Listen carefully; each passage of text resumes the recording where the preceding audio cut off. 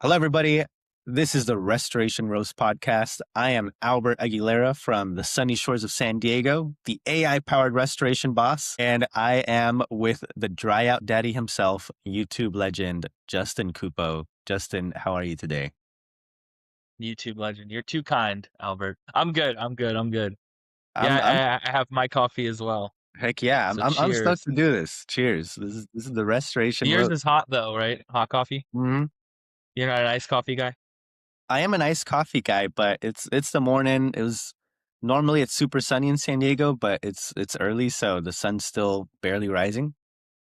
I decided hot was the way to go. We got some hot topics to talk about today, so this is the right temperature. There you go.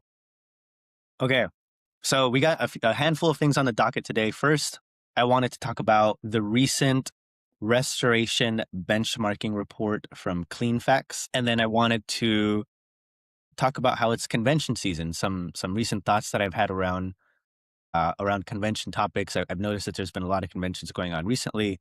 I'm from the franchise model. I operate a ServPro in San Diego, so I'm used to like the insurance guided business model.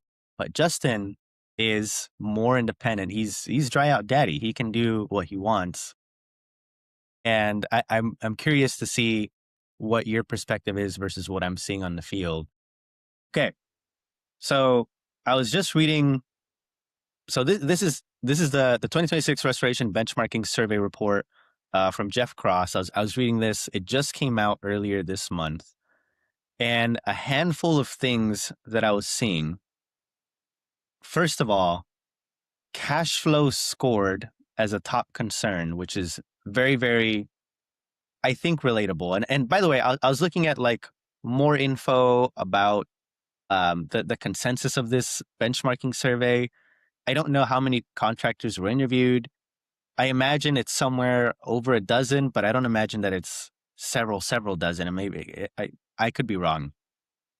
Hmm. And it talks about the challenges, and yeah, the biggest concern is cash flow right here that I keep seeing that just strikes out to me right away. The other thing though is profitability, which is very, very true. So I was going to share these highlights, and then I was going to try to get your thoughts, but feel free to stop me if I'm going a little too fast. Profitability. Water damage restoration remains the clear profit leader, cited by 52% of respondents as their most profitable service in 2025. The margins on water damage jobs are amazing, but cash flow is the wide drift as far as being able to realize that profit. What are your thoughts here? Just initial impressions, and then we can keep going through this. But any thoughts on profitability, cash flow, and some of the stuff that's in this report? Um, Thoughts on cash flow. Okay, so I've been thinking about this a lot kind of recently. Is like there's somebody that I know who he was really successful in restoration. He doesn't currently do restoration, but he is still he's in the process of litigating large sums of payment from when he did do restoration. So like, he can sufficiently say like, or he can confidently say that like he made a lot of money being a restorer, right? And doing water mitigation, mold remediation and whatnot. But he wasn't paid on all of that. And he's currently in the process of litigating that with insurance companies. So it got me kind of thinking. I was like, well, yeah, sure, you made a lot of money and you're gonna make a lot of money, but you don't have cash today. Like, I guess to me, I would take a cash flow. I would take maybe a lower uh total amount on a mitigation job if it meant that I got cash today Mm. and could continue to cash flow my operation versus waiting months and potentially years um to get paid. So Totally I agree. value cash flow, and I think there was another that dude from Albi had a podcast with another outfit here in Tampa. I guess they like work together, and they kind of are doing the same model where they're the same model as us. Like we're just an independent restoration company. We don't get too involved on the insurance claim side, and we both have the same experience. When I was listening to their podcast, it sounded like, or that episode, it sounded like we both have the same experience where we're able to cash flow over getting like these ridiculously large sums of money and having to wait long periods of time to get paid and whatnot. So I value cash flow over waiting years or months to get paid. But this is I feel like this isn't anything too new, you know? Look at this right here. 3% of respondents report receiving insurance payments within 1 to 2 weeks. Who are these lucky 3% of people? The the majority wait 3 to 8 weeks. Even then, oh, here we go. Yeah, and over 18% wait Eight more than eight weeks. weeks. I Yeah, it's like I you can't run a business like that. yeah. Well, this is what I've seen based on my experience, and I've battled this internally with my family running the restoration business, which is one idea is to try to max out the invoice as much as possible. Make sure you don't miss any single dollar so that you've billed everything because you know that you're going to wait weeks before you can get paid. So if we're going to be waiting weeks or months, or sometimes in our case, we just got paid for a job from 2 years ago. So if we're going to wait a significant amount of time to be able to do this, then why not every single job we get, try to max it out in anticipation of trying to use the extra profit to carry us until the next payment comes through. I very much disagreed with this idea because I am very much somebody that loves cash flow. I think cash flow is king. Profitability and margins are always going to increase and decrease, but what I can do is control my overhead to a certain extent as a franchisee. And then on the other side, try to get paid as fast as possible so I can keep fueling the machine and then find ways to just keep increasing business and so on. So one philosophy is maxing out profitability like per job, but the other idea is how can I keep feeding the machine so that we're doing okay, and then from there increase sales and so on. But yeah, I think these stats seem to at least weigh true. But you're right; they aren't necessarily anything new. It's just nice to see maybe I'm not the only one that's fighting for weeks to get paid, right? Yeah. Yeah, it's just honestly something like that's never going to change until, a bunch of people adopt a different model.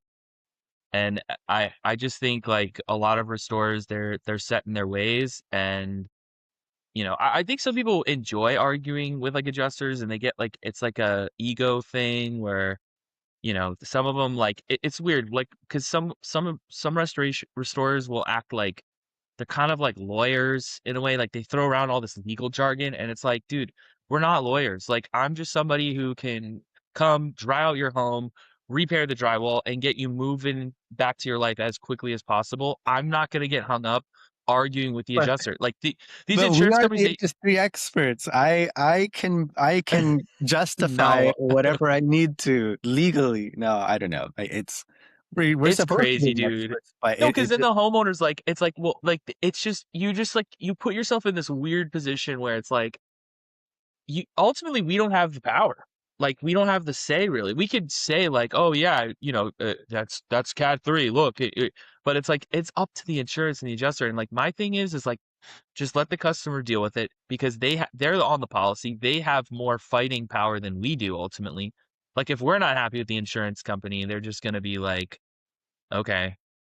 But if the customer, they might be like, oh well, we don't want you to cancel your policy or anything. Maybe honestly, we just need like reform at like a much higher level, I think. And in the short term, if more restoration companies just stopped working with insurance, eventually it would create such an issue on the homeowner side that homeowners would just start go turning to their local politicians, and then hopefully that could change something, you know? hopefully I feel like that idea is quite wishful, or maybe I'm a little bit cynical about like regulation turning positive toward the insurance side for a while. But Yeah, that's true. I mean, Florida kind of has some issues with it, so I Well, guess that might not be the answer. I scrolled through the so at the bottom of this report we have a nice infographic, and I was just going to get your idea on some of this. First of all, business type.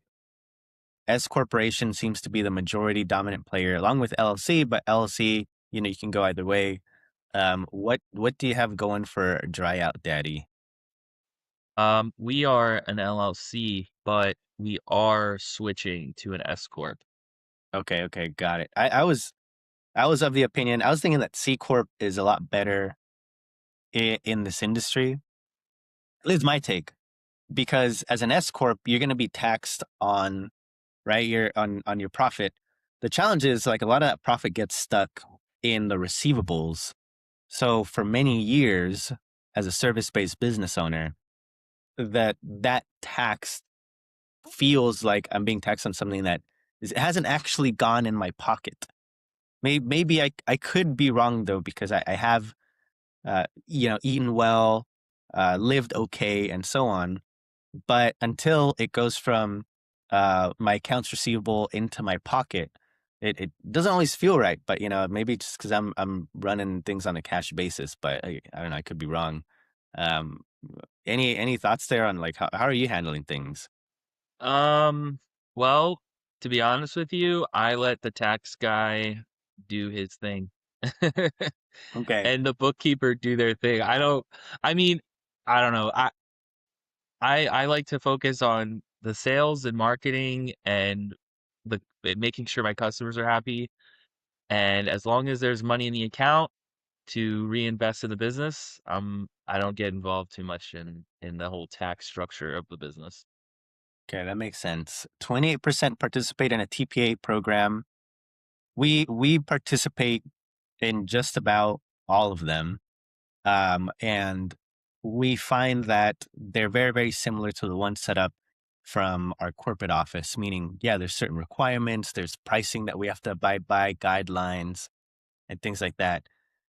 So far, we've very much welcomed the revenue.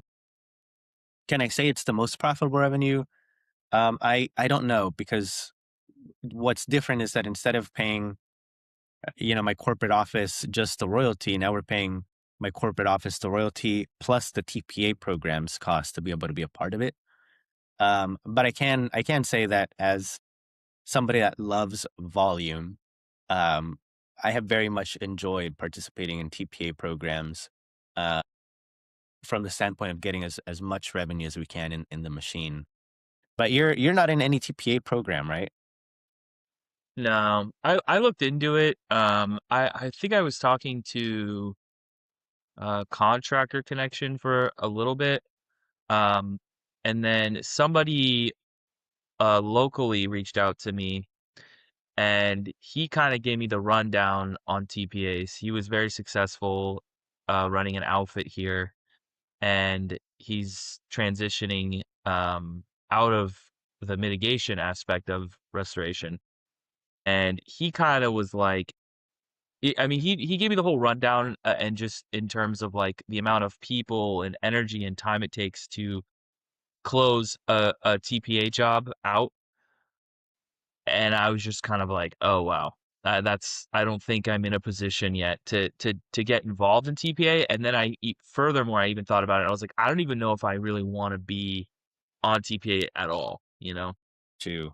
I think my observation is that to be a part of a TPA program, your operation has to be very centered around insurance billing and putting up with insurance. So you have to your margins go significantly down because you have to have a larger administrative arm to be able to manage the the amount of effort it takes to abide by their rules and like their program and like how they want things processed and so on. And so I I don't mean to say it in the way that this is going to come out. I do think we would be a lot more profitable without being a part of any of these insurance referral programs. I'm desensitized to the profits as long as we keep depositing checks on a daily basis. Sometimes Mhm. that line gets blurred between am I being profitable Do I need to take more initiative as a business owner to try to figure out how to make more margin, or meet more regularly with my team? Or are we doing okay because we just received a $70,000 check yesterday, or we received another $150,000 last week, or we received this money the day Mm. before? There's a little bit of desensitization when you get driven by volume versus if you have a smaller outfit, then like obviously profit is exactly what you're going to take home, right? Yeah, he definitely scared me with because he mentioned that like you need a strong administrative team and you're gonna have to focus a little bit more on that. And I was just kind of like, I mean, I'm trying to be more forward with I don't want to accumulate bloat, you know? So Yeah. like sometimes on the administrative side, it can just you can very quickly in my opinion, you could very quickly accumulate bloat, you know? Why open that up if I don't need to right now? I mean, the phone's been ringing just fine without TPA programs.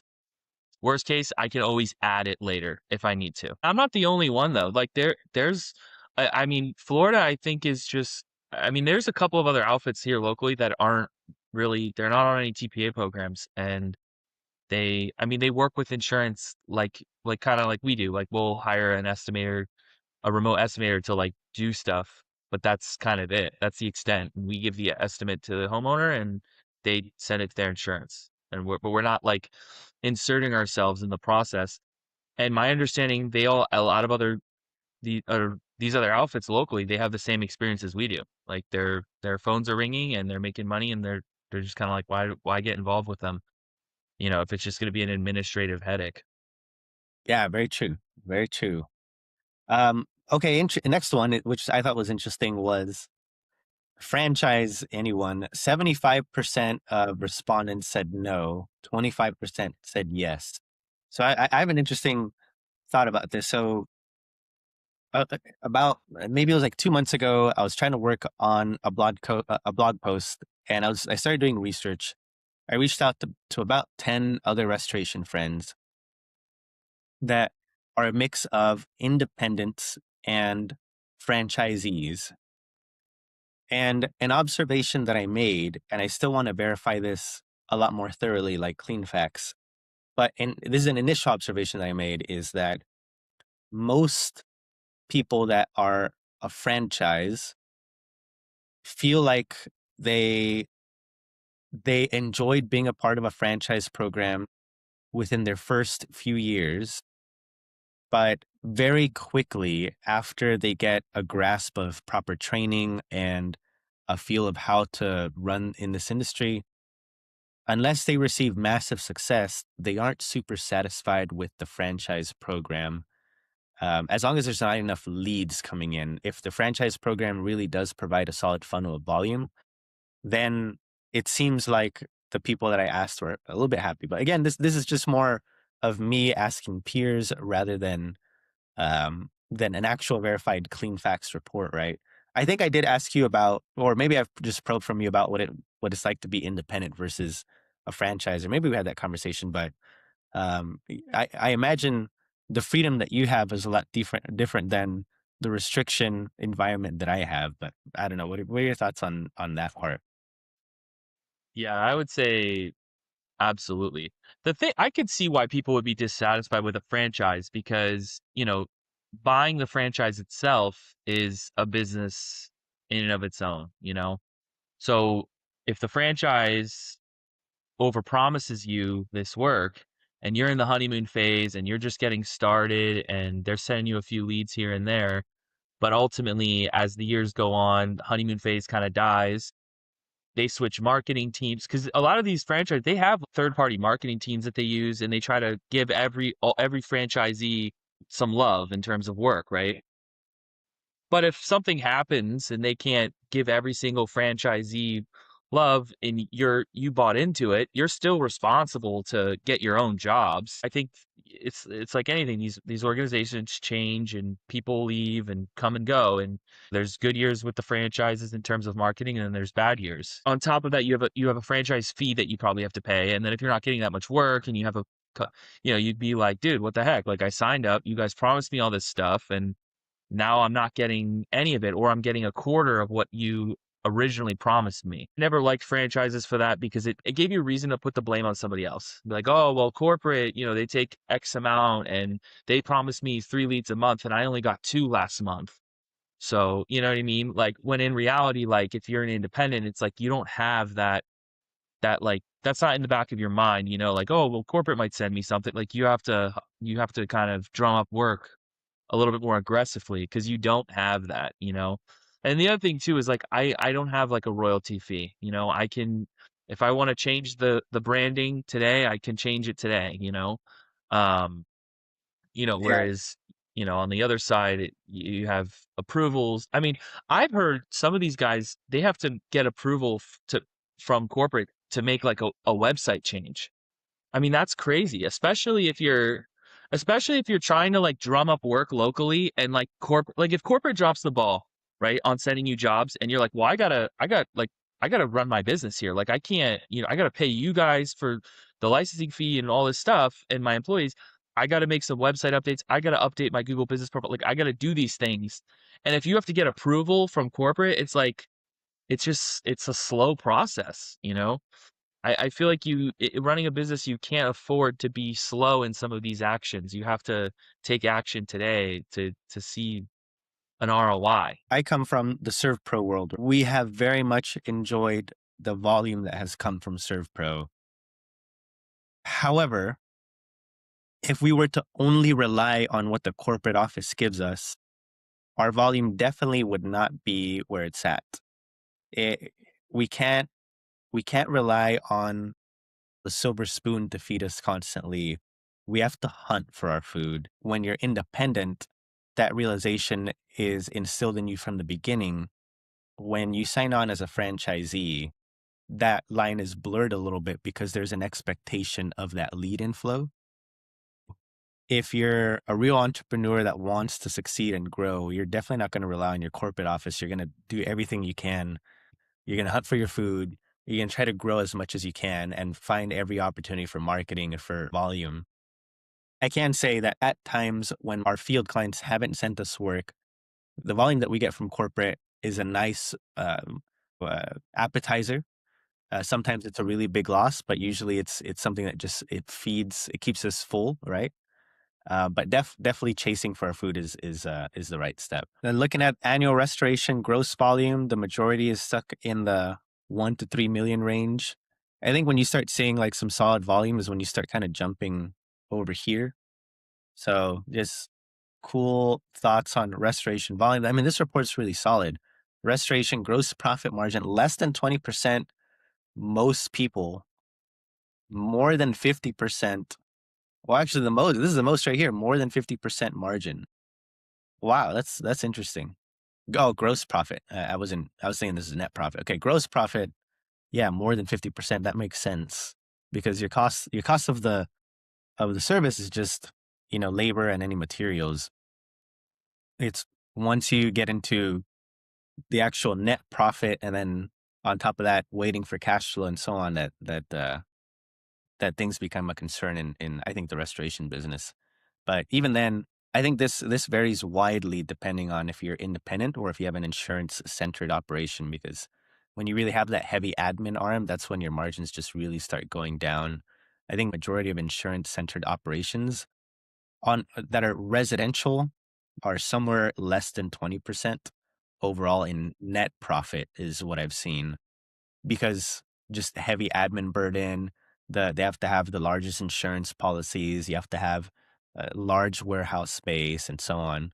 Versus if you have a either commercial focused operation, your margins go up significantly, or you're independent. You don't need to have so much administrative things. You're not a part of a TPA program. Then the profit margin just skyrockets over here. I bet these people are more in like the independent restoration side of things than the insurance centered arm. Yeah, I definitely agree for sure. It's interesting a lot of people get stuck in the 1 to 2 million range. You guys do fire, right? Yeah. Yeah, there's a couple other companies that are like reaching that million mark and they do fire. We're in this bracket right here. And I can tell you over the past month and a half, we've closed about $2 million in fires, and there's still more in the funnel. We have a really strong fire chaser. He's an amazing uh, marketing and sales rep that works with us, and he's taught me the value of hard work because I thought I was a hard worker, but he's somebody that wakes up just hungry to produce. And he's just been like really working at it, trying to show up to every possible fire for the past few months.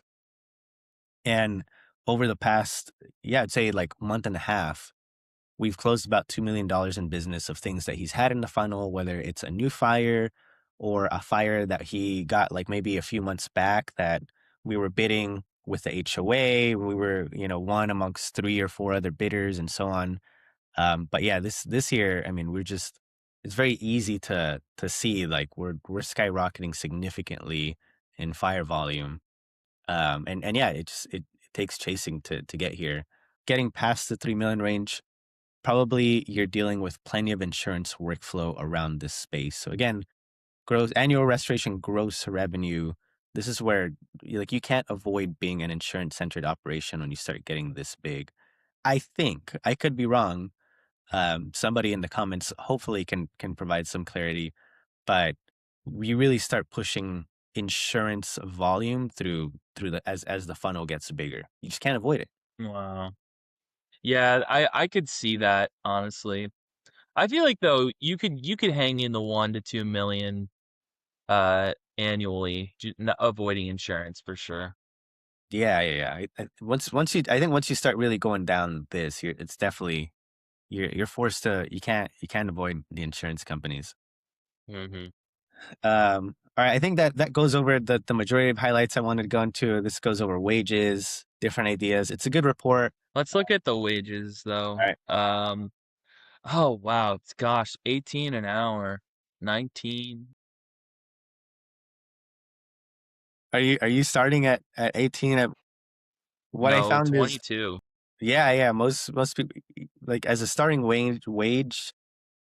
Maybe if somebody's very, very low skill, like has nothing in this industry and is just wanting to come out and they want a part-time job, maybe they might start on the low end, but usually we're we're hoping we recruit people somewhere in the to mid 20s, or if somebody's just really talented in the high 20s. Um, but yeah, I think this for the West, this looks about right for us. Hmm. No, yeah, I mean like the South, that's crazy. I mean, it's like steadily been at 18 an hour for a while now. 19. I mean, I just don't know why it's so hard to pay people like a decent wage. Like the Northeast, 20 an hour. Why can't we start there, you know? Yeah, I really think that if there was faster cash flow in this industry, then I do think that because the profit margins are there, but the cash flow is the tricky part.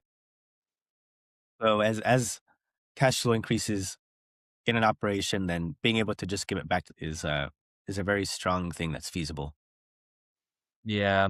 Yeah, it's hard work and like I feel like there's a lot that are asked of techs and they really should be paid more. I mean, I don't know who can sufficiently live off of like 18 bucks an hour right now. Yeah, yeah. Full-time equivalent employees, 1 to 5. So most operations, 11 to 15. Yeah, it starts really going down here. 0% had, I imagine, well, this is just amongst the consensus that they interviewed. So they did interview Wow. a few large operations here. Yeah, it's interesting. So 90 to 100 full. Who's got 100 plus full-time employees? some people do have it. I think once you're probably in like the 15 to 20 million range, that's a healthy number to have. Um, Wow. again, very admin heavy. So you have like a very heavy admin arm. So you have somewhere around like 10 to 20 people that are in charge of supervising, billing, collecting, administrative, sales, marketing, etc. You'll have anywhere between like 30 or 40 technicians or helpers. You'll have a very large contents division. And then between admin, techs, contents, a repairs team. So yeah, 100 is very feasible if you're in like the 15, maybe 20 million plus range is like when you're starting to do this. But Crazy. It's very interesting how a lot, like 36%. I mean, that's a big difference between all the numbers on the board here are 1 to 5. That that is a that must be the sweet spot. You know what would be interesting? It'd be interesting to see an older version of this, like maybe from like 5 years ago and compare to see like what the difference is in terms of trends. here we go. Let's see what 2019 looked like. What a world, what a wild time it was. Yeah. So we have, okay, current ownership. Let me scroll past. Franchise, 35% of people said yes. So it's still similar. Majority say no. Uh, Startup costs, still high. Storm chasing, the majority say no. So still similar trend. 49% participate in a TPA Wow. program. That is different. 64% have had to use liens in their business. I don't think this was measured in this one, but yeah, we send a pre-lien with every job.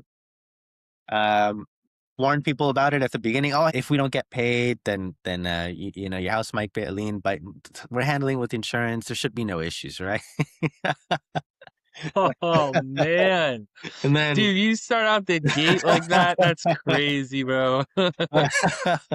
but the majority of people don't have to go through that. It's when it's been 90, 120 days. Well, 90 days is the cutoff, right, from finishing the service. But it's been when something's been significantly long, and we know the insurance isn't moving at all, the customer's being difficult. That's when we start going this route. But What yeah, was TPA for it was like 20, right? yeah, it was 20% or 28%. I think it was 28%. oh my So god, dude. yeah, But what does that tell you? That's almost like half in yeah, like 5 years. Like that's crazy. That tells us that there's something going on. Like there's a problem.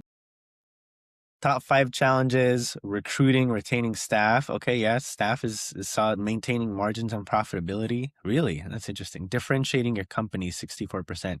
Cash flow, increased costs of doing business. Um, Residential versus commercial.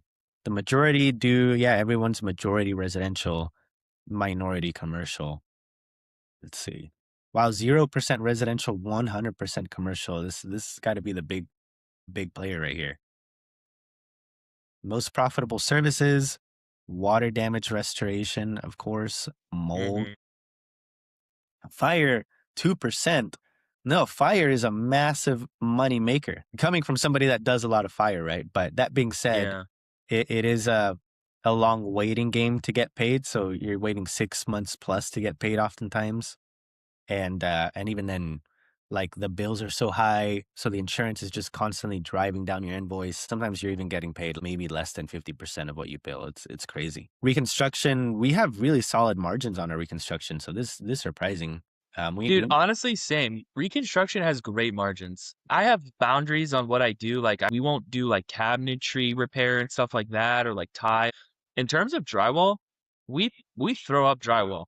Like, drywall has awesome margins. I don't know why people stray away from it. Like, there's like a little notion is like, oh, we did X amount last year, but and no rebuild, no rebuilds, and you're like, why? Like, who cares? yeah. Like yeah, I don't know what that notion is, but like it, I will say customers very much so appreciate when you can be the guy to also just do the repair because it's one less thing that they have to worry about in the process, you know? Well, Because just I make started out only mitigation and then I slowly moved into rebuild. I lost my ass a few times, but now I have it figured out. well, it makes sense as a business. It's easier to make money on existing customers than to acquire a new customer. So if you're able to easily convert a lead from one already high margin service to another, maybe less margin than water damage restoration, but still solid high margin if you're able to maintain it. I mean, Hmm. you can be making like 30% on recon, and oftentimes it's even faster to get paid because the insurance pays the homeowner before they've settled on this side. So yeah, contents restoration is also a really high profit margin job. if you're able to solidly maintain it, but you have to have a large warehouse. If Hmm. you have a large warehouse like we do, then storage becomes a nice cash cow every single month because you use that to be able to float your rent, um, and so on. And then if you're going like heavy into contents, detailed cleaning, like cleaning this type of dress or this type of suit, or this type of jacket, and so on, your margins can really drive up here. So I don't know. Maybe the response that they interviewed here weren't too focused on that, or maybe 2019 was just a wild time. Referrals are 98% lead generation. So everybody, I imagine it's everybody does. Yeah, everybody does this. Adjusters, networking, social media. Do you think social media gives you a lot of work? I don't know. I think at that time period, it probably wasn't time period like it was so long ago. I think now though, most work comes from like people's social media.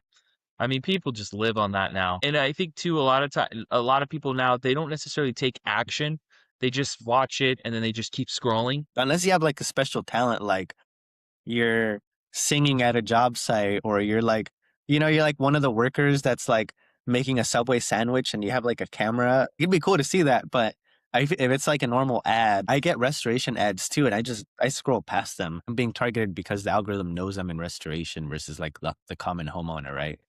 I see restoration guys ads all the time. I don't know why they keep running them. But I still think like on social media, like there are more creative ways that you can get in front of people. And just because somebody didn't call you on that one post, it doesn't mean they didn't call you from social media. We're in like that silent social media user phase. I'll take your words for it. You're the YouTube legend, so I'm gonna say that this is an underutilized method from our operations. So that's Yeah, I would agree.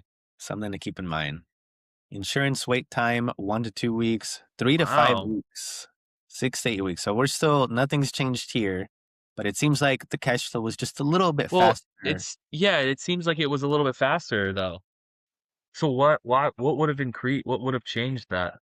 But 70% of claims still take 3 to 8 weeks, but it seemed like the majority is here. Well, definitely insurance has skyrocketed since COVID and onward. The process and guidelines have significantly changed since. So there's been a lot more regulation on the insurance side of things. And specifically, the way that claims are supposed to be handled has dramatically shifted in the insurance landscape. I think we can go down into a wormhole into the regulatory climate Yeah. later, but either way, the point is insurance companies have pivoted to more stringent auditing methods, more regulation, heavy guidelines, heavy controls and review. And you can just see that. So it seems like pre-COVID, they still had that, but less. And then 2026, we got a lot more of this stuff right here. Hmm. NA, probably like 6 months, you know. Um, 2 years, four yeah. years. Okay.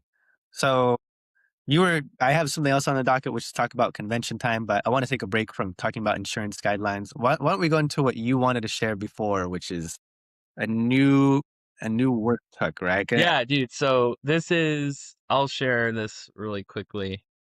This is Slate Auto, which is their whole thing is, as you can see, it's a What, completely customizable truck, what is electric, that?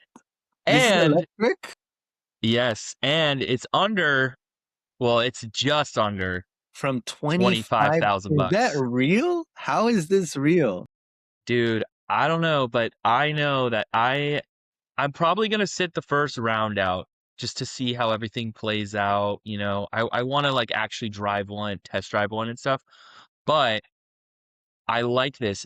This is funny because this truck actually has hand crank windows, so they can like keep the cost low. Yeah. But look at the the customization options you have with this truck is they're endless.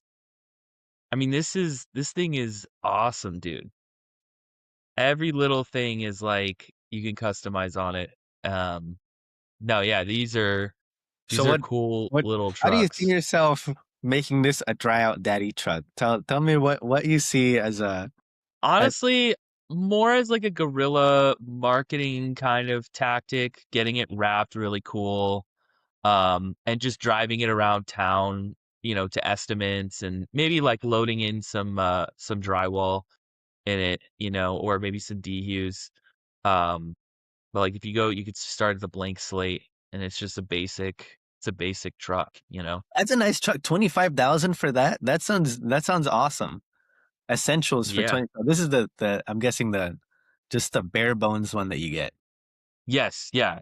I feel like for working, I mean, especially if you have techs and whatnot, like that's all you need. You just need something bare bones that can get beat up, thrown around. Um, that something that if it crashes or it gets totaled, you're not stressing out over it.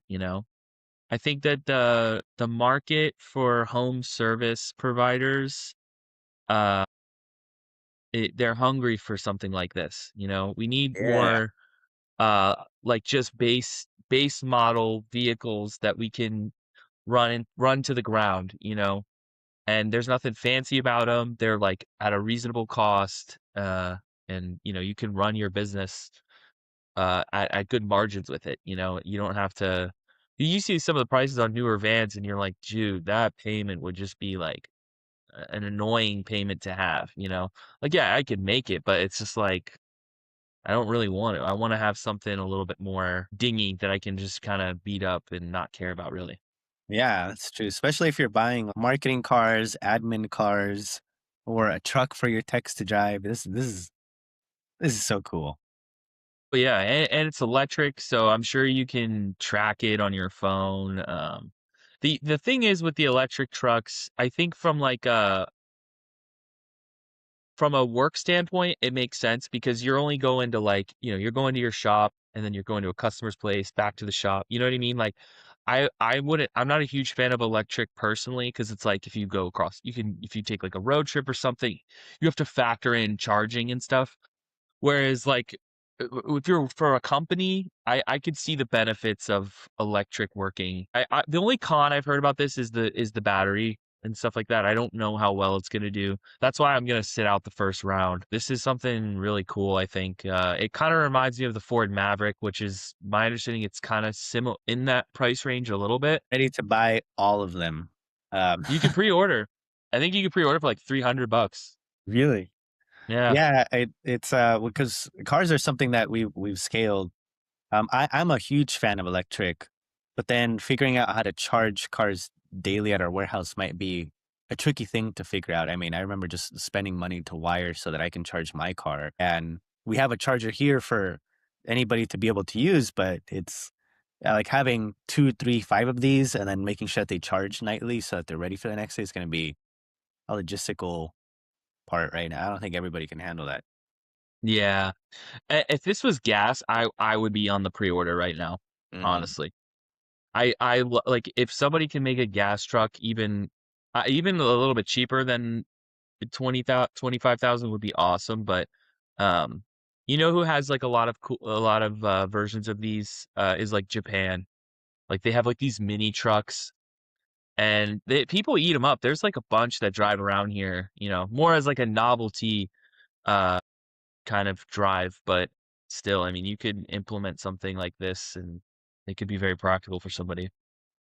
But yeah, that was So, my find this week. okay. So, well, moving on to the next docket on the agenda, it is convention season. Like there's RIA conventions, there's insurance conventions, there's franchise conventions, and this is just a perspective that I wanted to share because I keep going to these conventions every year and they make you feel good. You're excited. You have this energy. You see peers and so on. But I've seen the same message amongst TPAs, amongst franchises and associations. And the general headlines go like this. First, they talk about the brand new thing or the shtick or like how the company's been doing and the new initiative and so on. Then they talk about estimating. And they always talk about being able to make estimates faster and better quality to be able to compete with other restoration companies or other TPA carriers And basically everyone's after being in bed with insurance carriers and like who can service them the fastest, right? So it's the same message every year. It's yeah, we're taking these initiatives to measure progress on estimating speed or to help you be faster or to have we're introducing this new tool to audit your estimates to make sure that they're compliant with the guidelines to speed up the process. So estimating speed, estimating quality. Then they talk about figuring out how to lower margin, right? Or figure out how to lower the cost of how much you're billing. Oh, we Mm, make sure we follow these new guidelines to make sure that we're in sync with the insurance carriers. And then finally, it's about figuring out, hey, we're look at these new insurance guys. It's always insurance related, right? And it's just this machine of how can you whip like the audience to become faster so that your company is better with these insurance carriers. I'm speaking about it cynically because there's some things that if you're steering a ship in the ocean as the captain, you're going to constantly make sure that the ship is always steering in the right path. You're not just going to put it on autopilot and hope that it goes the best way. It's not usually right. unless you're Tesla, right? But so all of these companies seem to align with how to make the most out of an insurance carrier partnership. Basically, happy insurance carriers means high volume, more leads, more inflow from the insurance carriers, and then that'll trickle down to you, the franchisee or the TPA member or however it is. And it's just interesting being a part of this society of receiving this message and hoping to implement it, but still running my own operation. Versus you're independent. And this is what I was going to ask more for your opinion, which is like, have you been to any conventions for the industry? And like, what's your take on some of this? Because it's like every single year we receive this same message, and every year we have this pressure to abide by this. But meanwhile, I think you're over there just kind of enjoying life and doing business however you want to do versus us receiving this pressure that we usually get. I don't know. Just general thoughts, impression. Yeah, that's exactly right, honestly. Like, I don't know, I'm telling you, more people need to adopt it. They need to adopt this model. It's hard. It probably will be hard for somebody who's been in insurance forever, but, like, it's yeah, you're right. It's the same song and dance every year, At some point, somebody has to we gotta you gotta change it up if you don't like it? I don't really I don't know. I don't really like I've never really liked insurance, and it's nothing against them personally. It's just like how it works is just crazy. I mean, even like I just bought a house, a small townhome, and like they're already sending me stuff saying how I need to prove that I'm the owner, and they if I don't prove it, they're gonna drop. And it's like you guys were supposed to work that out with the mortgage guys. You know what I mean? Like it's like already an issue. And it's just constantly with that. Like and I interact with homeowners all the time that like just they deal with the same thing. And it's like I'm the business that works in this kind of realm. I'm gonna be the change that I want to see. So I just and I don't get involved with them. And I encourage homeowners like, hey, like, call them out on their bullshit. Like if you don't like it, express yourself. Like we're the people, we can change it. It might not happen overnight, but like eventually it's gonna happen. But yeah, no, I don't I see the posts on the conventions and there's some big owners in there that, they talk about how exciting it is, but it's like every year it's the same song and dance. It's like at a certain point, it's like you're kind of like, all right.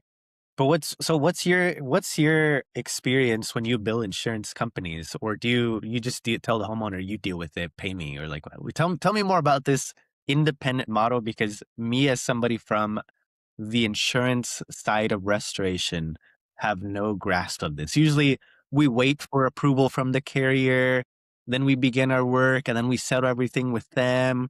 And then we just wait and float 1, 2, 3, 4 months or longer to get paid. And then finally we get paid. Wow, And that's it's usually like, crazy. it's not even 100% of the invoice. It's like 60 or 70% or sometimes like 40%, and then we get this payment and then we have to Oh fight my for the rest. goodness. And like this I this mean, this dude, world that you're speaking of is different to me. so basically, let's say a customer has an AC leak, they call us, we show up, we take pictures, we draw up, I draw up my own inspection report, and then I send them an estimate, and it has an invoice on there for 50% of the total cost. And if they pay it, then we move forward. And then we get 50%, we take 50% up front and then 50% when everything's completed. So yeah, and it's just very straightforward, very simple. Now, during that time, if they go, because a lot of people, they don't necessarily, they say initially they're not going to file a claim, and then sometimes you're aware of everything, they start thinking about it, or they talk to some friends and like, oh, that's why you have insurance. Like, if they decide to file a claim, that's okay, because I just have a good friend of mine. He can write estimates and whatnot. So I said to him, I'll make a quick sketch. I'll send him everything that we did. He draws it up for me and he sends over the Xactimate file. And then I give that to the homeowner. I say, hey, this is what you provide to your insurance adjuster. And if you have any questions or you need any changes on it, let us know. And that's what we do. And then they send it, and then, once in a while we'll be asked to like move a line item or something, and it's like, okay, fine, yeah, I'll remove it. I'm getting paid regardless. So if you don't want to pay for that, explain to the homeowner why you don't want to pay for it. The homeowner will tell me like, hey, they said, can you remove this? And we're like, yeah, sure. And then we send it back to them, and then they send it to the customers, basically like our middleman, because that's what they are. It's their policy, and I let them know up front too. I don't want to step on anybody's toes or anything like that, in terms of like, if there's companies that, or if an insurance company has a preferred vendor, and that said, it's in the policy writing that they have to use the preferred vendor, that the homeowner has to use a preferred vendor, that's No, fine. I always let the homeowner know, like, hey, make sure up front that you can use whoever you want, and if you want to use us, this is our is cost and this is is what that we a do. is that a thing? Is that well? So I I don't know. I've heard that's a thing, like, through the no, no, Facebook no. groups, like, The insurance companies just like they very heavily try to say we can only work with a preferred vendor, but I don't believe that to be true. I think the homeowner, at least in California, is free to choose whoever they want to choose, but the insurance company very much sets it up to say we work with the preferred vendor. And the reason why they want to do that is because the preferred vendor, i.e., me, agrees to their pricing, agrees to their guideline, right, right, right, right. agrees to basically get paid less than what the job what the job is worth, right? But we background check our team. We agree to use their software. We agree to use, like that whole process. Right, right, right. Statistically, it shows that insurance carriers that use preferred vendors on claims, which by the way is usually a very small amount of their claims already. So the majority of claims aren't with their preferred vendor, but the more that they can, the more they're able to drive down the cost of the property claim payout internally, because they find somebody that they know they can work with that is going to settle for less than the claim, and then from there they can even negotiate to pay less than their invoice. So we have already agreed to their pricing, but here's their bill with 100% of their, well, 100% of the bill with their pricing, and then they still pay less of it, right? Versus somebody that's independent that can just say, well, here's my bill. So Yeah. to the best of my knowledge, I don't think they have to work with a preferred vendor. It's just the insurance company is going to pressure them to say, no, we only work with a preferred vendor. Like, no, that's not true. I Yeah. believe so. Yeah, I've never had this issue before, but I always make sure to just say it up front, "Hey, the insurance company, they might have a preferred vendor that they might wanna use, just make sure that you can just hire whoever you want." It is crazy different seeing like you empower the homeowner to manage their claim. We show up and we just say, here, sign the paperwork. We're just going to deal with your insurance. And then we fix it for them and then deal with the insurance company. And then later, when we find out the insurance company doesn't want to pay and then they want to refuse everything, then suddenly we go back to the homeowner. The homeowner's in shock because they say, well, you said you were going to work with my insurance company. Now this is different, right? I'm being a little bit more extreme about like the thought process, but yeah, the homeowner does get a bad experience if we're pushing a lot of the pressure on them after we initially pushed that we're going to flow into their insurance company versus what you're saying from the beginning is let's just funnel it through the homeowner and make them responsible. And then if they go with us, cool. If they don't, then it is what it is. Yeah, I mean, because ultimately the homeowner is kind of responsible. I mean, when you buy a home, that's one of the risks that you're taking, is like something could go wrong and I might have to pay somebody a large sum out of pocket to fix this. I mean, I think the reason why a lot of people in Florida at least have adopted this model is because there's also like no assignment of benefits here. So it's kind of like you can't even take control of somebody's policy and on the mitigation side and run with it anyway, you know? Hmm. And I wouldn't want somebody to do that to me. Like, if I'm having somebody work on my insurance, I'd want to know everything that's going on. Because I mean, some people were getting sued and they didn't even know they were being sued, and their insurance, or companies were suing their insurance, and they had no idea, and then their insurance is dropping them, and it creates headaches. And ultimately, it's not. I don't know that you can always hold the contractors accountable for stuff like that. It's clearly like even the data kind of suggests that like it's kind of points to the bigger entity here. And again, it's just business, right? Like nothing personal against them. It's just I just rather than sit around on social media and complain about it, I just decided to be the change that I want to see in the industry and just Wow. operate that way and just prove to people that like, hey, this is a better, more comfortable model. You don't have to wait months and months to get paid. If you sound like you're in a position to that you can afford to do that. I can't.